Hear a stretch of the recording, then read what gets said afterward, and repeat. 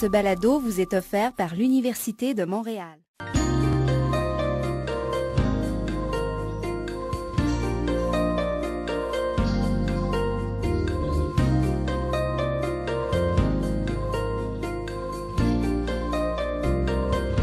Je vais vous présenter aujourd'hui un projet de recherche, en fait les résultats d'un projet d'une recherche ethnographique sur la diversité religieuse au Québec.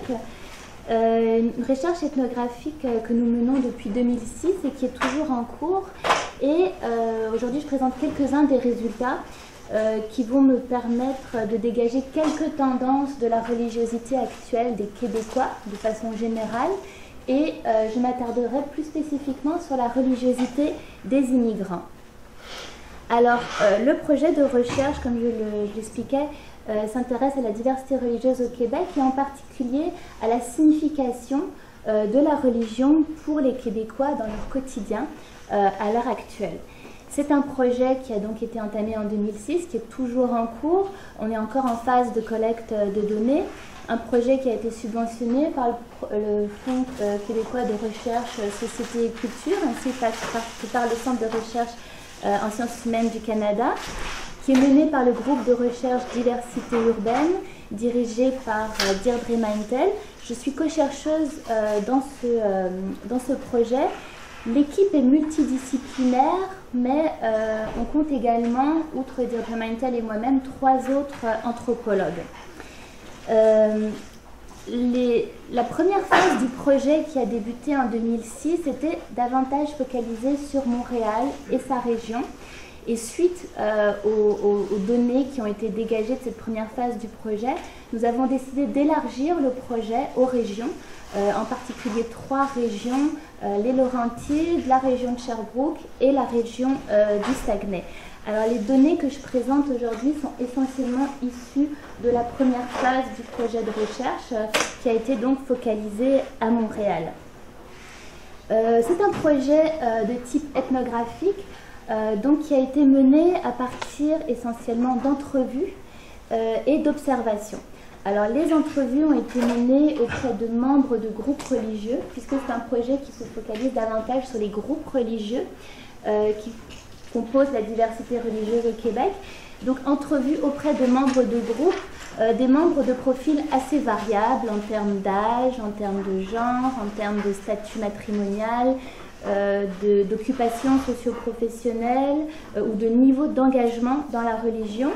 Et ces entrevues se concentraient essentiellement sur la trajectoire religieuse des membres, leur trajectoire personnelle mise en parallèle avec leur trajectoire religieuse, ainsi que le rôle de la religion dans leur quotidien, leur niveau d'implication dans le groupe religieux en question, etc.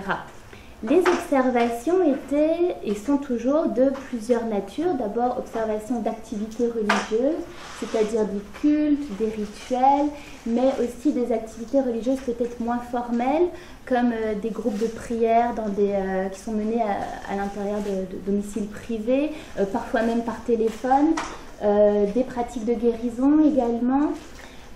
Et également, nous avons observé des activités sociales, comme des repas communautaires, des activités de financement qui sont menées par certains groupes, etc. L'équipe est dirigée donc par plusieurs chercheurs et des chercheurs qui en fait orientent sur le terrain une quantité assez importante d'assistants. Depuis le début de la recherche, nous avons compté 40 assistants.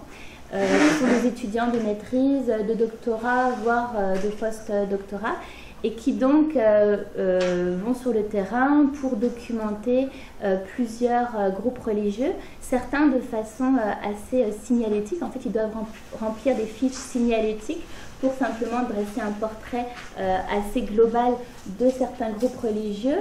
Et parmi ces groupes religieux qu'ils ont identifiés, ils en choisissent un pour une étude plus approfondie. Donc, à l'heure actuelle, nous avons récolté environ 120, nous avons documenté 120 groupes religieux, dont un tiers de façon approfondie. Donc, comme je l'ai écrit ici, 137 groupes religieux, ça a encore monté depuis la dernière présentation, dont une centaine à Montréal et un tiers de façon approfondie. Ces groupes religieux que nous avons ciblés sont en fait les groupes qui sont apparus suite à la Révolution tranquille, à partir des années 60 en fait. On peut les catégoriser en 4 groupes. Tout d'abord, les religions établies au Québec depuis les années 60. Donc on parle des Bahaïs, des groupes néo-chamaniques, du druidisme, des mouvances néo-païennes comme le Wicca. Un autre groupe est constitué par les nouvelles formes de pratiques religieuses au sein de religions établies depuis de longue date. Donc on parle des juifs reconstructionnistes, des catholiques charismatiques par exemple. Un autre groupe est constitué par les religions importées par les immigrants, alors évidemment islam, hindouisme, plusieurs formes de bouddhisme. Et le dernier groupe est constitué de congrégations de religions établies depuis longtemps, mais qui incluent une forte proportion d'immigrants. Donc on parle d'église catholique d'immigrants, d'église protestante d'immigrants, etc. Alors, comme je le disais tout à l'heure, la plupart de ces groupes sont apparus suite à ce qu'on appelle la Révolution tranquille, que vous connaissez probablement, c'est-à-dire une phase de transformation radicale de la société québécoise, marquée par la fin de la longue hégémonie de la société catholique, de l'Église catholique, hégémonie sur les institutions publiques, santé, éducation, etc., qui elles-mêmes ont été reprises à ce moment-là par l'appareil étatique. Mais hégémonie catholique également sur l'imaginaire de la population québécoise. Et donc cette fin de l'hégémonie marque le début d'un déclin de la pratique religieuse des Québécois et également la libéralisation du système politique, ce qui aboutit à une forme de sécularisation de la société québécoise, une ouverture à plus de liberté religieuse et donc d'une certaine façon une ouverture à la diversité religieuse. Et ce phénomène de révolution tranquille est apparu au moment où les effets de la globalisation se font sentir au Québec également, avec l'accélération du mouvement migratoire, de l'arrivée de nouvelles populations immigrantes et des immigrants originaires essentiellement, ou de plus en plus, des pays du Sud, puisque avec la réforme des politiques migratoires de 1968, le pays, le Canada, s'ouvre davantage aux immigrants provenant des pays du Sud, donc de confession non chrétienne. Alors, cette conjoncture aboutit évidemment à une augmentation de la diversité religieuse, qui est donc l'objet de notre étude, et qui s'est en fait exprimée de diverses façons. Au cours des dernières années, on a par exemple observé l'augmentation du nombre de lieux de culte dans la province. Annick Germain, une urbaniste montréalaise, en 2003 dénombrait à peu près 800 lieux de culte, et c'est probablement sous-estimé, 800 lieux de culte, dont la plupart dont beaucoup étaient de confession, dont 35% étaient de confession évangélique ou non chrétienne et issus de minorités immigrantes. Donc on parle de Philippins, Africains, Latino-Américains et Haïtiens. Alors effectivement, cette diversité religieuse est partiellement due à l'immigration qui a connu une croissance notable. En termes de chiffres, en 1951, 5,6% de la population québécoise était constituée d'immigrants. En 1996, 9,4% de la population était d'origine immigrante. En 2001, 10%. Et en 2006, 11,5%. Donc vous voyez que la population d'origine immigrante tend à augmenter au Québec, ce qui induit évidemment une diversité religieuse. Cette diversité religieuse a permis d'introduire au Québec de nouvelles ressources religieuses. Alors on a observé de la prolifération d'églises évidemment évangéliques, mais aussi d'églises de façon générale non dénominationnelles. On observe également la présence croissante de l'islam, avec l'islam en fait représente la religion dont le nombre de pratiquants augmente de façon le plus rapide au Québec.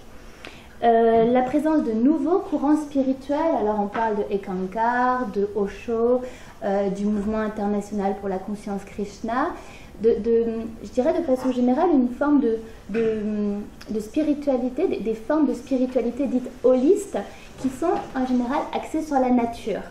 Et au sein de ces mouvances spirituelles, on observe de nouvelles pratiques, de nouveaux rituels religieux, une forme de créativité religieuse, comme par exemple des cultes pour la protection de la terre-mère qui se réalisent dans la nature. Vous en avez très régulièrement au Mont-Royal, surtout au moment de la pleine lune.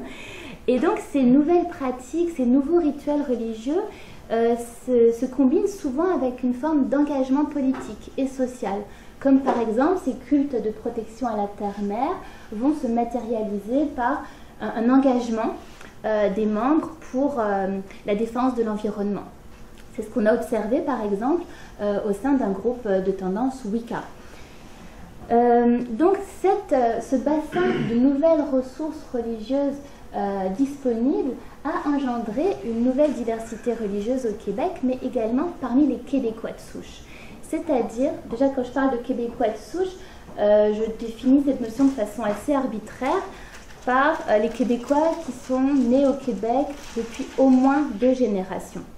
Donc parmi ces Québécois de souche, on observe une grande diversité religieuse, c'est-à-dire une certaine appropriation de ces ressources religieuses disponibles de diverses façons. Alors évidemment, on connaît la façon la plus typique, c'est évidemment les mouvements de conversion.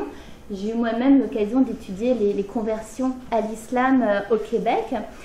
Mais cette appropriation de ces ressources religieuses, on pourrait plutôt dire emprunt, peut aussi se réaliser de façon beaucoup plus informelle, par un cumul de pratiques religieuses, un emprunt de croyances et certaines formes de bricolage individuel, de bricolage religieux ou d'hybridité religieuse.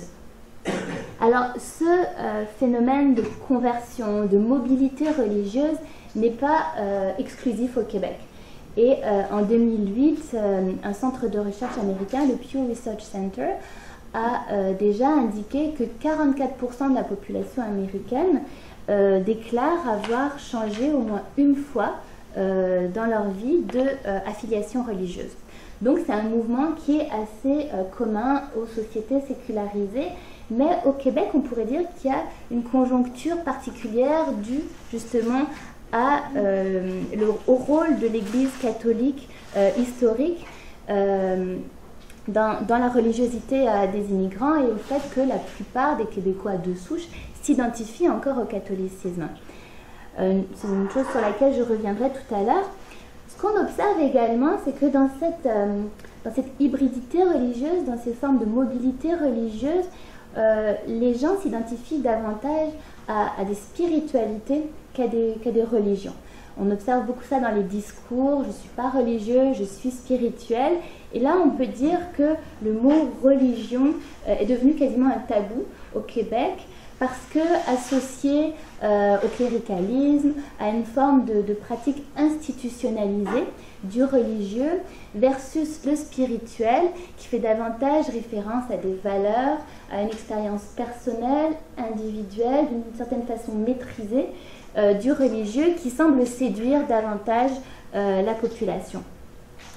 Une autre constatation, c'est que dans l'emprunt de ces ressources religieuses disponibles, les Québécois en fait articulent ces ressources autour de la thématique de la guérison. C'est quelque chose qui est vraiment omniprésent de façon transversale dans les groupes qu'on a eu l'occasion d'observer. C'est la thématique de la guérison dans les discours, mais également dans les pratiques. Donc des rituels de guérison avec des rituels d'imposition des mains, des cultes d'Ubanda, l'agapé-thérapie qui revient dans les groupes catholiques. Mais en même temps, l'ensemble des pratiques religieuses de façon générale est compris comme une forme de discipline de soi, une forme de guérison. C'est ce que j'ai pu documenter auprès de convertis à l'islam, qui expliquaient que pour elles, la discipline de l'islam était avant tout une forme de guérison du soi, une forme d'équilibre qu'elles retrouvaient et qui leur apportait la santé à tous les niveaux. Donc de cette façon, on pourrait dire que le religieux répond à une certaine forme de quête de sens. pour les Québécois de façon générale, une quête de sens qui a peut-être été exacerbée par une perception d'un vide engendré par la Révolution tranquille, un vide au niveau éthique. Et c'est ce qui ressort de plusieurs entrevues. Alors, ce qu'il faut souligner, c'est que l'adoption, l'emprunt de croyances, de pratiques religieuses issues de traditions exogènes au contexte québécois ne signifie pas forcément abandon de l'identité catholique ou de certaines formes de pratiques catholiques. Et c'est vraiment une des constatations, une des curiosités de la recherche, c'est que l'identification au catholicisme se combine avec une variété de pratiques, une variété de croyances. Et on a par exemple dans une église spiritualiste, l'église est majoritairement composée par des Québécois dits de souche qui s'identifient au catholicisme, leur texte saint est la Bible, les références qu'ils vont activer dans leur pratique spiritualiste sont par exemple Frère André, la Vierge Marie, etc. Et ils perçoivent leur pratique spiritualiste comme tout à fait en harmonie avec leur identité catholique. Donc c'est un exemple pour montrer jusqu'à quel point cette appropriation de nouvelles ressources religieuses, cette diversité religieuse au sein des Québécois de souche n'est pas forcément antinomique avec une nouvelle vitalité du catholicisme. Déjà en 2002, le sociologue Reginald Beebe observait une certaine renaissance de la religion au Canada de façon générale et également au Québec. On sait également que le sociologue Lemieux et Montigny avaient également exprimé l'idée d'une vitalité du catholicisme qui s'exprime par un certain engagement social des groupes catholiques et également par évidemment le renouveau charismatique au sein de l'Église catholique. Alors ce qu'on observe dans cette vitalité du catholicisme, c'est l'émergence de certains groupes dits laïques. Donc ils ont été beaucoup documentés dans la région du Saguenay. Donc des groupes qui se structurent autour de la dévotion à un saint. Et cette constatation est corroborée par justement, j'ai eu l'occasion hier de rencontrer le recteur de l'oratoire Saint-Joseph qui me disait que si la pratique institutionnalisée du catholicisme tendait à décroître, par contre la dévotion à certains saints, dont évidemment Frère André, était plutôt de nature à augmenter. Donc on voit une forme de réorganisation de la pratique religieuse. Évidemment, l'apparition aussi de communautés nouvelles dans le sillon de Vatican II, avec la famille Myriam, par exemple, au Québec. Mais ce qu'il faut souligner aussi, c'est que de façon majoritaire, les immigrants sont de confession catholique. C'est quelque chose qui est très peu connu, mais qui a été documenté par le sociologue Frédéric Castel, qui montre que les immigrants sont majoritairement catholiques au Québec, également au Canada, et que ces immigrants sont généralement plus pratiquants que les Québécois de souche, y compris les jeunes immigrants catholiques sont plus pratiquants que les Québécois de souche. Alors là, il y aurait peut-être également un effet d'entraînement pour les Québécois de souche, ce serait à suivre. Et ce qui est important de souligner aussi, et qu'on a observé beaucoup dans nos données, c'est une certaine adaptabilité des paroisses aux nouvelles réalités de la modernité. On a par exemple dans nos données une église située dans le quartier gay de Montréal qui attire essentiellement une population gay parce que les dirigeants de cette église ont adapté leur liturgie aux réalités, aux besoins, aux préoccupations de cette population en faisant par exemple dans l'église un mausolée aux victimes du sida. Le prêtre donne également la bénédiction au mariage entre personnes de même sexe. Pour les immigrants également, on observe une certaine flexibilité des paroisses avec une volonté par exemple de chercher des prêtres qui peuvent officier dans la langue d'origine des immigrants, etc. Alors pour illustrer cette nouvelle vitalité du catholicisme ou de la religiosité chez les Québécois de façon générale, j'ai évidemment la photo de Frère André. Et à gauche, vous avez des photos prises lors d'un rituel druidique avec un maître druide à gauche, et puis une mise en scène pour un culte druidique. Et ces pratiques, ces références peuvent être activées par une même personne, dans le cadre d'une trajectoire religieuse. Alors, ce qu'il faut souligner, c'est que finalement, ces croyants au Québec sont relativement invisibles. Et c'est ce qui transparaît beaucoup dans les entrevues, c'est que les gens ne vont pas publiciser leurs pratiques, leurs croyances au sein de leur entourage, évidemment pas dans le milieu de travail, mais même au sein de leur famille parfois. Ils restent relativement discrets, et c'est ce qui explique probablement que les débats publics restent essentiellement focalisés sur les marqueurs visibles du religieux et sont articulés autour d'un stéréotype qui attribue d'un côté le religieux exotique à l'immigrant et d'un autre côté les formes sécularisées du religieux aux non-immigrants. Or, ces croyants relativement invisibles sont majoritaires. Beaucoup de cette religiosité est invisible. Elle peut s'organiser à l'intérieur de groupes religieux, mais beaucoup de cette religiosité est également ce qu'on peut appeler unchurched, c'est-à-dire que la religiosité ne s'opère pas forcément à l'intérieur de groupes organisés. Beaucoup de personnes vont avoir des pratiques chez elles, dans l'enceinte privée, ou alors vont se réunir de façon circonstancielle pour un culte donné, et puis après pour probablement ne plus se rencontrer. C'est ce qu'on observe également, les communautés circonstancielles. D'autres groupes invisibles également, et il y en a vraiment une pléthore, s'organisent dans des petits lieux de culte qui sont loués, qui sont privés, dans des sous-sols. Parfois ils vont louer un restaurant pour performer leur pratique religieuse. Parfois ils vont même pratiquer dans la nature. Donc toutes ces spiritualités holistes axées sur la nature va évidemment pratiquer dans la nature.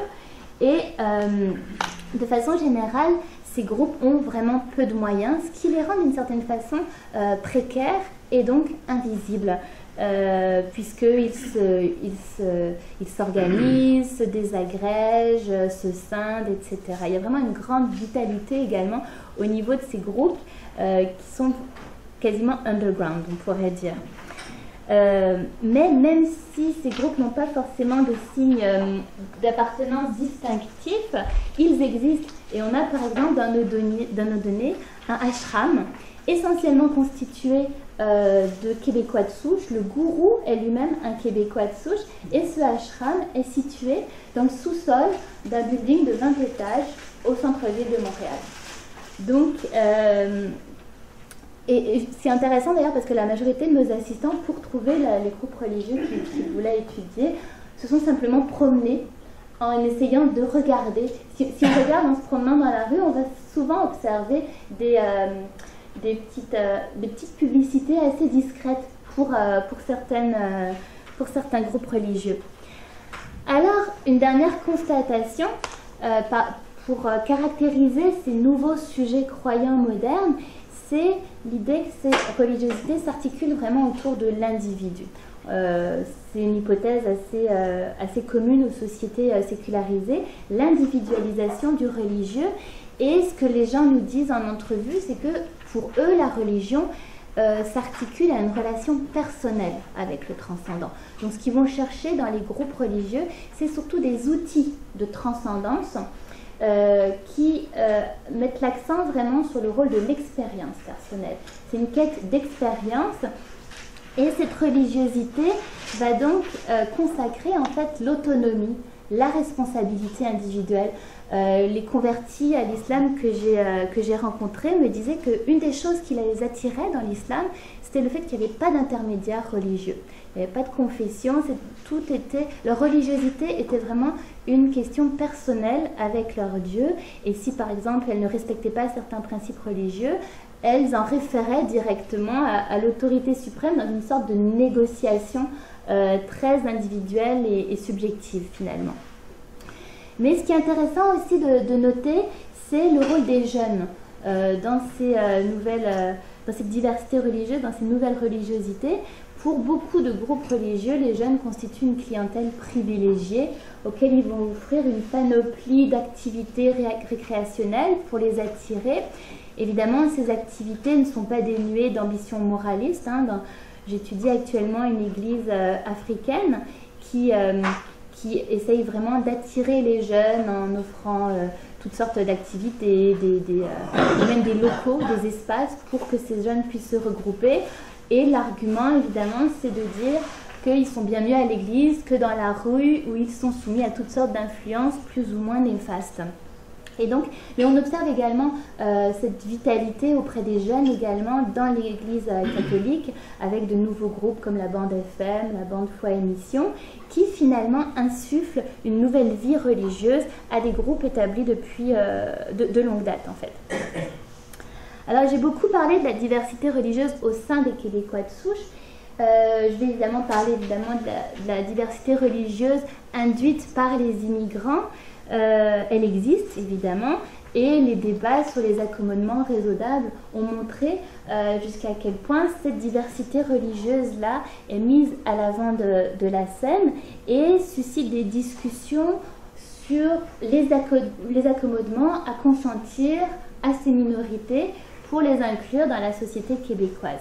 Alors, ce que ces débats ont également souligné, ce sont les stéréotypes qui circulent à propos des groupes religieux composés d'immigrants, notamment la perception qu'ils constituent une menace identitaire pour les Québécois et l'idée que ces groupes religieux en particulier entravent l'intégration des immigrants dans la société québécoise et que d'une certaine façon ils constituent une niche ethnique.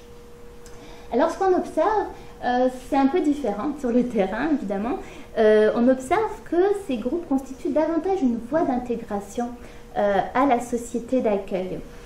Alors, ces groupes religieux formés d'immigrants constituent évidemment des espaces de culte, mais également et surtout des espaces de sociabilité. Ils offrent à leurs membres des ressources matérielles, émotionnelles, parfois financières, aux membres, comme par exemple un encadrement pour les mères monoparentales. J'ai rencontré certains pasteurs, un pasteur congolais en particulier, qui disait qu'il jouait un peu le rôle de père de substitution auprès d'un jeune adolescent que sa mère monoparentale avait un petit peu du mal à encadrer. Mais ces groupes-là ont aussi un rôle pour les jeunes dont les parents sont parfois restés au pays. Donc là encore, encadrement, une sorte de famille de substitution, d'une certaine façon, des groupes qui compensent l'affaiblissement des liens sociaux ou de la structure communautaire, affaiblissement engendré par l'expérience migratoire. Donc ressources matérielles, ressources émotionnelles, activités récréationnelles, surtout pour les jeunes, des informations sur les logements, sur l'emploi, des informations transmises de bouche à oreille. Et l'ensemble de ces ressources qui sont offertes par les groupes religieux d'immigrants ne se substituent pas aux services offerts par les organismes publics, mais tend plutôt à les compléter. Et je pense notamment au cas qui a été documenté de mineurs non accompagnés, des mineurs congolais non accompagnés. Et en arrivant ici au Québec, les autorités se tournaient justement vers les églises congolaises pour essayer de trouver une famille à ces mineurs non accompagnés. Également, ces groupes fournissent des ressources symboliques pour réinterpréter les trajectoires migratoires et leur donner sens et valeur. Par exemple, on a rencontré des musulmans ou des pentecôtistes pour qui l'appartenance religieuse, le fait d'être pentecôtiste ou le fait d'être musulman, constitue une source de fierté, voire une source de distinction positive. Là, j'ai la citation d'une jeune femme haïtienne qui trouve dans sa conversion au pentecôtisme des ressources ou un langage symbolique qui lui permet de transcender des expériences de racisme ou de discrimination. Elle dit par exemple: maintenant, je ne vois plus celui-ci est noir ou celui-là est blanc. Nous sommes tous des êtres humains au service de l'œuvre de Dieu. J'ai des amis français, on se parle au téléphone, mais tu dois être baptisé. Il faut faire la différence entre ceux qui sont baptisés et les autres. Donc on voit comment la conversion, la religion constitue un langage symbolique dans ce cas-ci qui permet également de repenser les frontières sociales d'une certaine façon. Voilà, j'ai quelques photos d'une église pentecôtiste congolaise que j'ai pu observer. Et vous voyez, bon, évidemment, des Congolais, mais également des Québécois de souche, des Blancs. Et d'ailleurs, la vice-pasteur de cette église-là est une femme blanche québécoise. Alors, un autre constat auprès de ces groupes religieux formés d'immigrants, c'est leur relation à la société civile. Ce qu'on observe, c'est une variété de positionnement de ces groupes par rapport à la société civile. Alors évidemment, une minorité de ces groupes a une approche sectaire et missionnaire, c'est-à-dire que certains de ces groupes considèrent le Québec comme une terre à évangéliser, une terre dévastée par l'effondrement du catholicisme et donc une terre en besoin de religieux. Mais la majorité des groupes, en fait, on observe des attitudes variables par rapport à la visibilité de ces groupes et même à l'intérieur des groupes, les membres ne sont pas toujours évidemment d'accord entre eux. Donc, par exemple, on a plusieurs mosquées musulmanes dans nos données. Certaines sont relativement discrètes, d'autres vont davantage s'octroyer une mission de sensibiliser, d'éduquer les Québécois à ce qu'est vraiment l'islam. Et à l'intérieur des mosquées, certains vont se démarquer de la position du leader de la mosquée. Donc ce qui est important de voir, c'est que ces groupes religieux composés d'immigrants ne sont vraiment pas monolithiques et ont une grande variété d'approches de leur intégration dans la société québécoise. J'ai par exemple une église rwandaise également qui a voulu participer à une campagne de don du sang, mais leurs dons, les dons des membres ont été refusés parce que les membres provenaient de régions à risque élevé de maladie. Alors, ce qu'on voit également, c'est une diversité de stratégies pour composer avec l'attention du public québécois, mais aussi avec les impératifs de l'intégration dans une société sécularisée, comme celle du Québec. Par exemple, dans l'église pentecôtiste congolaise, dont j'ai déjà parlé, le pasteur a une approche pastorale de l'église dans la cité. Et ces sermons visent clairement à former ses membres, les membres de l'Église, pour devenir des citoyens, il le dit lui-même, des citoyens québécois qui vont avoir une influence positive dans la société, qui vont être productifs et qui vont amener quelque chose à la société québécoise. Et donc il va proposer des séminaires du type comment interpréter le mariage chrétien en conformité avec la loi québécoise. D'autres attitudes, ce qu'on voit, c'est que en fait, la plupart ont un discours d'adaptation et la plupart des leaders religieux ont un discours d'adaptation et voient leurs membres comme des acteurs sociaux qui ont une contribution positive à faire pour le Québec à tous les niveaux. Au niveau du développement social du Québec, au niveau de l'enrichissement culturel du Québec, au niveau de la prospérité de la province. Et la plupart des individus qu'on a rencontrés consentent à des adaptations de leurs pratiques religieuses à leur contexte. Par exemple, dans le cas des musulmans, on sait qu'il est interdit de payer des taux d'intérêt pour effectuer un quelconque achat que ce soit. Donc, pour beaucoup de musulmans ici au Québec, cet interdit limite l'accès évidemment à la propriété. Alors dans certaines mosquées, on a vu que l'imam préconisait davantage de respecter l'esprit de la loi plutôt que la lettre de la loi, en disant que finalement cette loi visait surtout à éviter de payer des taux usuraires. Et donc l'imam autorisait les membres de la mosquée à contracter des prêts hypothécaires. Dans une autre mosquée, on a vu un imam constituer une sorte de bassin d'investissement à partir duquel les membres pouvaient prendre des prêts sans intérêt.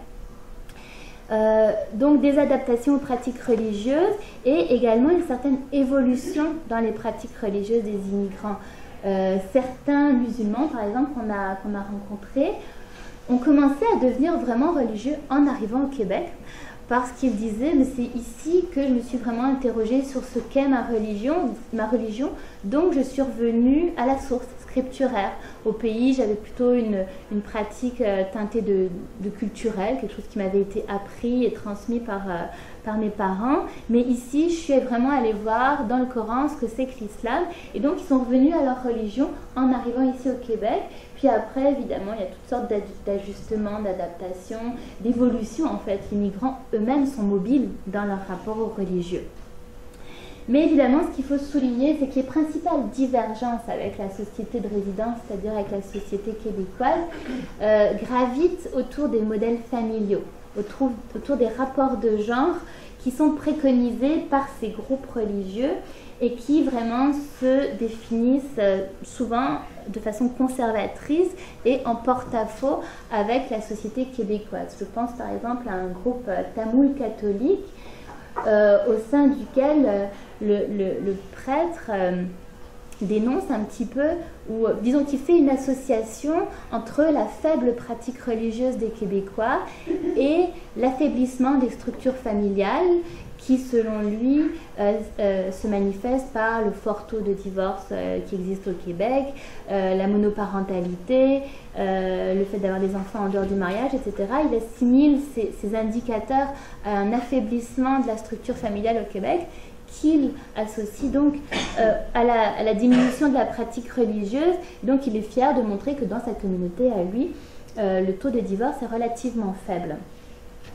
Alors en conclusion, si on compare en fait les immigrants et les non-immigrants au niveau des pratiques religieuses, on peut dire que les croyants immigrants, tout comme les non-immigrants, sont invisibles socialement.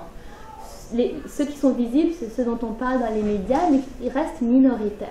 La grande majorité reste relativement invisible socialement. Et dans les deux cas, pour les migrants, tout comme pour les non-immigrants, le religieux répond en fait à une quête de sens, à un besoin de trouver des repères symboliques, des ressources symboliques pour donner sens aux expériences nées soit de la modernité, comme par exemple des divorces, une perte d'emploi, etc., ou à l'expérience migratoire dans le cas des migrants. Mais ce qu'on observe pour les immigrants, c'est que, en plus d'être des lieux de culte, ces groupes religieux constituent également des espaces de sociabilité vraiment fondamentaux pour bon nombre d'entre eux. Ces lieux de culte ont une forte dimension communautaire qui joue un rôle central dans l'insertion sociale des immigrants. Et d'une certaine façon, ils se conçoivent comme une introduction à la vie citoyenne. Voilà.